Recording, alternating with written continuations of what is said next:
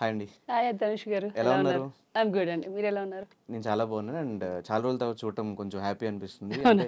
ఇంత gap ఎందుకొచ్చింది? After non stop తర్వాత back to back సినిమాలు చేస్తారు. లేదంటే సినిమాలకి ఫ్యాషన్ డిజైనింగ్ అయినా అటైనా వెళ్తారనుకున్నాం. ఈ గ్యాప్ అంతా ఎందుకొచ్చింది? లేదు అంటే ఇది నాన్ స్టాప్ తర్వాత నేను సినిమాలు చేశాను. హ్మ్. ఒక 3 ఫిల్మ్స్ చేశాను దీంతో పాటు. హ్మ్.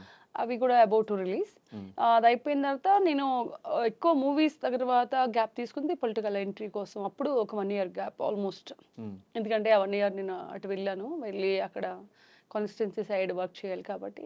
హ్మ్. సో, ఆ మధ్యలో ఓన్లీ 1 ఇయర్ ఆ గ్యాప్. హ్మ్. ఎందుకు సడెన్‌గా అంటే ఒక ఎంటర్‌టైన్‌మెంట్ ఫీల్డ్ నుంచి సడెన్‌గా పొలిటికల్ జర్నీకెళ్ళాలని ఎందుకు అనిపించింది? లేదు. అది యాక్చువల్‌గా ఏమంటే బయట పడలేదు. అంతేగాని నేను ఫస్ట్ నుంచి 14 అండ్ 19లో గూడా లైక్ గ్రౌండ్ వర్క్ చేశాను నేను. హ్మ్. దెన్ చేసిన తర్వాత ఇంకా 24లో బయటకొచ్చాం. బికాజ్ ఎందుకంటే మనం ట్రై చేసాం కాబట్టి బయటకొచ్చాం. అప్పుడు ట్రై చేయలేదు. హ్మ్. నేను 14లో నేను ట్రై చేయలేదు. Because I was college student that time. And 19లో కూడా నేను వర్క్ చేశాను తప్ప మనం ట్రై చేయాలని అనుకోలేదు. హ్మ్. అప్పుడు ఏమో కొన్ని నామినేటెడ్ దాని గురించి కూడా వెళ్తా అంటే కైండ్ ఆఫ్ కొన్ని ఉంటే కూడా నేను అంత ఇంట్రెస్ట్ అప్పుడు చూపించలేదు. హ్మ్. సో, 24కి కొంచెం గట్టిగానే కష్టపడ్డా. హ్మ్. చేయాలి అని. హ్మ్. అంటే పొలిటికల్ జర్నీ స్టార్ట్ చేయాలి అంటే, అయితే డబ్బులుండాలి. లేదంటే జనాల్లో మనకంటూ కొంతమంది ఆడియన్స్ హ్మ్. కంప్లీట్‌గా మనకు సపోర్ట్ చేసేవాళ్ళుండాలి. అంటే మీరు ఏ ధైర్యంతో ఆ టైంలో పొలిటికల్ ఎంట్రీ ఇచ్చారండి? పొలిటికల్ ఎంట్రీ అంటే డబ్బుతో పాటు డబ్బుండాలి కంపల్సరీ. హ్మ్. దానితో పాటు అంటే రియాలిటీకొస్తే క్యాడర్. డబ్బులుండాలి ఖచ్చితంగా. రియాలిటీలో హ్మ్. వితౌట్ మనీ ఎవ్వరు కేర్ చేయరు. మనీ ఉన్నా కూడా కేర్ చేయరు. హ్మ్. సో దట్ దాంతో పాటు ఏమంటే క్యాడర్ ఇంపార్టెంట్. హ్మ్. మనం ఎప్పుడైనా సరే ఒక లీడర్ అనేవాడు సింగిల్‌గా రాడు. యెస్. వచ్చినా సక్సెస్ కాలేడు. యెస్. జనాల నుంచి పిక్ చేయాలి లీడర్‌ని. అంటే హ్మ్. That means cadre. క్యాడర్‌లో నుంచే రావాలి. హ్మ్. సో, అలాగా నాకు ఉన్న దానిలో ఏంటంటే అక్కడ నా సోషల్ సర్వీస్ అవ్వచ్చు. 10 ఇయర్స్ మేము పొలిటికల్‌లో ఉన్నాము. హ్మ్. ఫ్యామిలీ కూడా. హ్మ్. సో, ఆ ధైర్యం. హ్మ్. నాకేమంటే నాకు ఎనీ పార్టీలో నేను గెలవగలను. అక్కడ నిలబడితే అనే ధైర్యం నాకు. హ్మ్. బికాజ్ నేను తెలుసు అక్కడ. ఇప్పుడు నా కాన్స్టిట్యుయెన్సీకి నేను తెలుసు. ఒక సినిమా పరంగా కాదు. సినిమా పరంగా కాకుండా సోషల్ సర్వీస్ పరంగా బాగా తెలుసు. హ్మ్. తెలిసినప్పుడు మనకి కాన్ఫిడెంట్‌గా ఉంటాం కదా! మనం పెట్టగలం మనీ పెట్టేది నా దగ్గర ఉంది. సోర్స్ ఉంది. తర్వాత నేను సోషల్ వర్క్ చేసున్నాను. అట్ ద సేమ్ టైమ్ మనం మీడియాతో కూడా ఉన్నాం. సో, నేనెందుకు చేయకూడదు? నేనెందుకు ట్రై చేయకూడదని నేను వెళ్ళాను. And why YSRCP? అంటే ఫ్యామిలీ అది ఉంది ఫస్ట్ నుంచి. హ్మ్. హ్మ్. హ్మ్. సో, తర్వాత నేను లాస్ట్‌లో టర్న్ టు టీడీపీ. అంటే వాళ్ళు పిలిచారు సీట్ ఇస్తానని చెప్పి, హ్మ్. ఎమ్మెల్యే ఇస్తాననే పిలిచారు. హ్మ్. లాస్ట్ నామినేషన్ వరకు నా పేరే అచ్చెన్నాయుడు గారు కూడా కంగ్రాచ్యులేషన్స్ అని చెప్పారు. హ్మ్. బట్ అవ్వలేదు హ్మ్. లాస్ట్ మొమెంట్‌లో. అదే పొలిటికల్ అంతే. హ్మ్. లాస్ట్ మొమెంట్ వరకు ఏం జరుగుతుందో తెలీదు. అంటే ఇప్పుడు పొలిటికల్‌గా ఉన్నారా? కంప్లీట్‌గా ఇప్పుడు సినిమాలు, ఎంటర్‌టైన్‌మెంట్ లేదు. వైపు ఇప్పుడు సైడ్? ఏమంటే ఇప్పుడు ఈ 5 ఇయర్స్‌లో నేను కొన్ని ఇయర్స్ అయితే నేను నా పని చేసుకోవాలి. హ్మ్. ఇదంతా చేస్తాను. హ్మ్. ఇంక తర్వాత అది చేసుకుంటూ ఇటొస్తాను నేను. ఇప్పుడు ఈ 1 ఇయర్ మనకేమి అంత తొందరగా ఎళ్ళిపోయి చేసేయి ఏమి ఉండవండి. హ్మ్. ఇప్పుడు నేను ఆల్రెడీ తమిళ సినిమాలకి రెండిట్లకి నేను I signed up 2 films. Okay.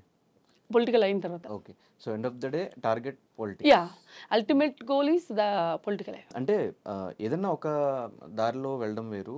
Me career starting నుంచి కంప్లీట్ డిఫరెంట్ రూట్స్‌లో వెళ్తూ వస్తున్నారు. హ్మ్. దేనికంటే ఒక క్లారిటీ లేదా కెరియర్ మీద? లేదంటే ఏదొస్తే అది చేసుకుంటూ పోదాం అనే నాకంటే మైండ్ సెట్‌లో ఇప్పుడు ఉన్నారా?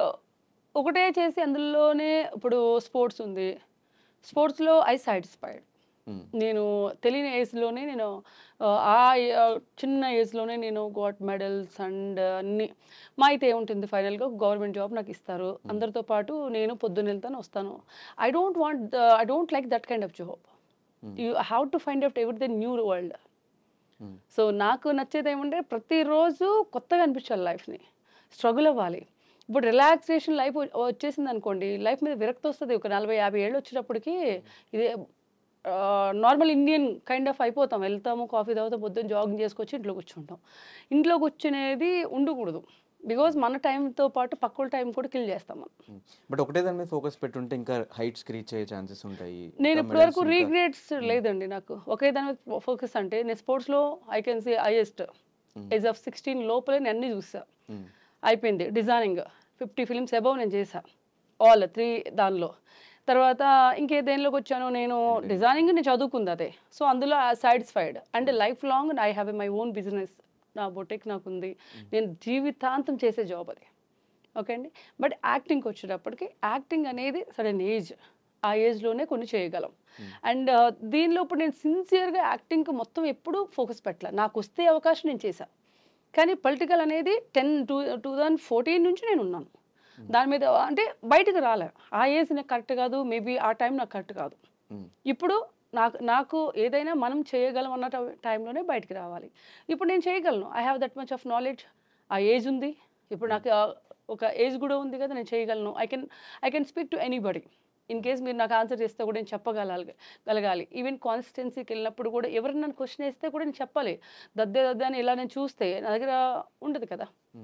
సో దట్ అది అంటే నాకు ఒకటే లైఫ్లో వెళ్ళడం నాకు ఇష్టం ఉండదు. ఇప్పుడు ఫైనల్ గోల్ ఈజ్ నేను చెప్పా పొలిటికల్. ఆ టైంలో మీరు స్పోర్ట్స్ వదిలేయడానికి కూడా రీజన్ అక్కడ ఏదో మిమ్మల్ని ఆడనివ్వకుండా చేశారు, పాలిటిక్స్ జరిగినాయి అని చెప్పి. అప్పటికి నేను సాయికి వెళ్ళొచ్చండి. సాయి అంటే స్పోర్ట్స్ అథారిటీ ఆఫ్ ఇండియా. సాయిలో ఏపీ తెలంగాణ నుంచి ఒక్కదాన్ని నేను సెలెక్ట్ అయ్యి నేను సాయి నుంచి వచ్చా. నేను కబడ్డీ అప్పటికి నేను 13 nationals 13, not only 1, 13 nationals age of 16 years. అంటే మీరు ఇప్పుడు ఇందాక అన్నారు కదా, ఇంకా అంతకన్నా ఏం చూడండి. నేను న్యూస్ పేపర్ వసుంధరలో రోజు పెద్ద న్యూస్ పేపర్లో మన ఫోటో, సింగిల్ ఫోటో పెద్ద పేజ్లో. ఆ ఏజ్లో అది ఎక్కువే కదా, అవునా కదా. అయిన తర్వాత నేను సాయి నుంచి వచ్చి నేను హైదరాబాద్లో కోచింగ్ తీసుకుంటున్నాను. ఎందుకంటే నిఫ్ట్కి కోచింగ్ వెళ్ళాలి. ఇంటర్మీడియట్ అయిన తర్వాత తీసుకుంటా ఉన్న టైంలో హైత్నగర్లో ఒక టోర్నమెంట్ జరిగింది. నేను డైరెక్ట్గా సాయి నుంచి వచ్చా ఇక్కడికి. వచ్చి నేను హైదరాబాద్ నుంచి ఆడుతూ ఉన్నాను. ఆడుతున్నప్పుడు నాకు సెమీఫైనల్స్కి నన్ను తీసేశారు. ఏమని అంటే అమ్మాయి ఆంధ్ర, సో ఇది తెలంగాణ కదా అని చెప్పి, హైదరాబాద్ నుంచి ఆడుతున్నాను కదా అని చెప్పి తీసేశారు. మై క్వశ్చన్ ఈజ్, ఇప్పుడు నేను ఫస్ట్ డే నేను తెలియని అమ్మాయిని కాదు, ఇన్ని నేషనల్స్ ఆడింది. అండ్ ఆ రోజు ఆ టైంలో కూడా ప్రతి ఎవ్రీడే స్కోర్ ఉంటుంది, న్యూస్ పేపర్కి ఇస్తారు. స్పోర్ట్స్ అంటే ఎవ్రీడే న్యూస్ ఉంటుంది. ఆ న్యూస్లో కూడా అఫెన్స్ అండ్ డిఫెన్స్, అంటే రైడింగ్ చేయడం, డిఫెన్స్ ఆడడం, రెండిట్లో టాప్ స్కోర్ నాదే. ఎందుకంటే మంచి అప్పుడు నన్ను స్ప్రింగ్ అని పిలిచేవాళ్ళు. షీజ్ లైక్ స్ప్రింగ్ అనేవాళ్ళు. స్ప్రింగ్ ఎలా నొక్కితే ఎలా వెళ్ళద్ది అట్లా అని చెప్పి పెద్ద పెద్ద ప్లేయర్స్ అనేవాళ్ళు నాతో. సీనియర్స్ ఉంటారు కదా, ఇప్పుడు ఒక one of friend DSP right now, ఆయన నువ్వు స్ప్రింగ్లో ఆడతావురా అనేవాడు. ఇప్పుడు డిఎస్పీ పొజిషన్ అయినా అయినప్పటికీ అంతున్న అమ్మాయి ఫస్ట్ డే తీసేయాలిగా. సో అది పాలిటిక్సే కదా. అంటే హైదరాబాద్ అప్పుడు దాకా పొజిషన్ లేదు. ఎప్పుడైతే ఇది సెమీఫైనల్కి వెళ్ళింది, క్వార్టర్ కొట్టింది, సెమీకి వెళ్ళింది, ఎక్కడ వెళ్తే ఫైనల్ ఫస్టో సెకండో వస్తుంది, ఓడిపోతే సెకండ్ వస్తుంది. అందులో వరంగల్ టీం ఉంది, ఎప్పుడు వరంగల్ ఫస్ట్ ప్లేస్ కొట్టేది, నల్గొండ సెకండ్ ప్లేస్ కొట్టేది. నల్గొండ టీం నేను 1 side మ్యాచ్ చేశాను. అండ్ వరంగల్ టీంకి భయం, పద్మజాబాల మేడం, ఆవిడకి భయం ఓడిపోతే ఫస్ట్ టైం హిస్టరీలో నేమ్ పోతుంది వరంగల్ టీంకి అని. సో నన్ను తీసి పక్కన పెడితే టీం లేదు. సో దట్ నన్ను తీసేశారు. అప్పుడు నేను అడిగాను అనమాట, నేనెవరో మీ అందరికీ తెలుసు ఇక్కడున్న వాళ్ళకి, ఎందుకంటే తెలుగు 2 రాష్ట్రాలకి తెలుసు. అప్పుడే కదా 2 రాష్ట్రాల నుంచి నేను సాయికి వెళ్ళినప్పుడు మీరు ఎందుకు నన్ను ఫస్ట్ డే తీయలేదు? నేను వెళ్ళిన ఆంధ్రాకి వెళ్ళి ఆడుకునేదాన్ని కదా. ఒకవేళ వెళ్ళి వద్దు అని అంటే నాకు ఆ నెక్స్ట్ 2 daysకి అది స్టార్ట్ అయింది. సో దట్ నేను వెళ్ళిపోయి నేను నా ప్లేస్కి వెళ్ళి నేను ఆడుకోవచ్చు. నేను వెస్ట్ గోదావరి నుంచి పార్టిసిపేట్ చేసేదాన్ని, ఆంధ్ర టీం. ఆంధ్ర నుంచి నేను నేషనల్స్ అయిన తర్వాత దట్ డే నేను మాట్లాడాను, ఆ రోజు వదిలేసాను సాయి అన్నీ వదిలేసాను. ఎందుకంటే షార్ట్ టర్మ్ డిసిషన్ నేను అది. బట్ నేను హర్ట్ అయ్యాను. అది ఎందుకంటే నా చిన్నప్పటి నుంచి ఆడిన గేమ్ని వాళ్ళు కిల్ చేస్తారు. మళ్ళీ ఆ ప్లేయర్ని తయారు చేయాలంటే 10 సంవత్సరాలు పడుతుంది. ఒక స్పోర్ట్స్ మ్యాన్ అంటే ఒక ఇంట్రెస్ట్ ఉంటేనే ఒక స్పోర్ట్స్ మ్యాన్ అవ్వగలుగుతారండి. ఆ పేరెంట్స్ తీసుకొచ్చి అందులో పెడతారు, స్పోర్ట్స్ మ్యాన్ అవరు. స్వతహా వీళ్ళు ఇంట్రెస్ట్ ఉండాలి. కాళ్ళు ఇరిగినా, చేతులు ఇరిగినా, ఏది చేసినా వీళ్ళు ఇంట్రెస్ట్ ఉంటేనే వాడు రియల్ స్పోర్ట్స్ మ్యాన్ అవుతాడు. ఎందుకంటే ఫర్ ఎగ్జాంపుల్ దానికి నేను కబడ్డీ ఆడాను జెమినీలో, నాకు సిమెంట్ కట్టున్నా కూడా నేను ఫినాలి కొట్టాను. రైట్ హ్యాండ్కి ఇరిగిపోయింది, ఇరిపేశారు వాళ్ళు. ఇరిచేసిన తర్వాత నేను ఆడి ఓన్లీ బేసికల్గా నేను ఎక్కువ లెఫ్ట్ హ్యాండ్ యూజ్ చేస్తా. సో అది కూడా ఫినాలి కొట్టా. నాకు అదేం లేదు. అంటే 10 years తర్వాత నేను జెమినీ కాబట్టి లైక్ అక్కడ ఛానల్లో పెట్టారు కాబట్టి ఈ రోజు వరకు ఎప్పుడు అక్కడికి వెళ్ళి పార్టిసిపేట్ చేయాలి. కానీ ఎక్కడ ఓడిపోయాం అక్కడే గెలవాలంటారు కదా, ఎందుకు అంత షార్ట్ టర్మ్ డెసిషన్ అసలు నాకు ఆడాను. కంప్లీట్‌గా 10 సంవత్సరాల కష్టాన్ని పక్కన పెట్టేశారు. నాకు ఇంకోటి ఏమంటే ఇప్పుడు అందులో ఇలా నాకు గవర్నమెంట్ జాబ్ ఈజీ. ఇప్పుడు మా సిస్టర్ స్పోర్ట్స్ కోటాలో గవర్నమెంట్ జాబ్. నేను అన్ని నేషనల్ ఆడినంటే కళ్ళు మూసి పిలిచి ఇలా అద్దిస్తారు నాకు బేసిక్గా గవర్నమెంట్ జాబ్ ఇష్టం లేదు. టైం వర్కింగ్ ఇష్టం లేదు. నాకు ఒక దగ్గర కూర్చొని పనిచేసి 9 to 9కి వెళ్ళాలి, 5కి రావాలనే జాబ్ నాకు ఇష్టం ఉండదు.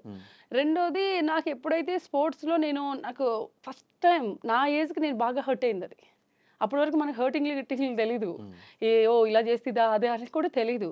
అరే ఫస్ట్ టైం చాలా హర్ట్ అయ్యాను నేను.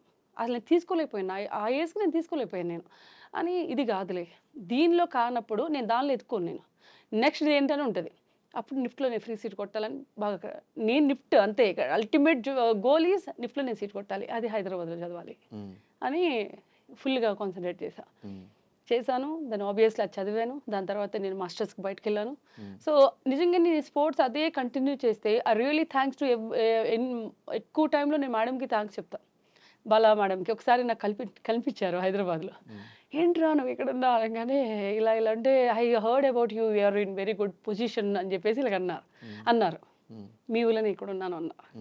నిజంగా ఆ రోజు నన్ను తీయకపోతే, అంటే ఇప్పుడు కూడా జగదీష్ యాదవ్ ఎల్బీ స్టేడియం దగ్గర ఉంటారు, ఆయన సెక్రటరీ తెలంగాణ, వాళ్ళు నాకు ఆ నిర్ణయం వాళ్ళు తీసుకోలేకపోతే నేను అందులోనే ఉండేదాన్ని.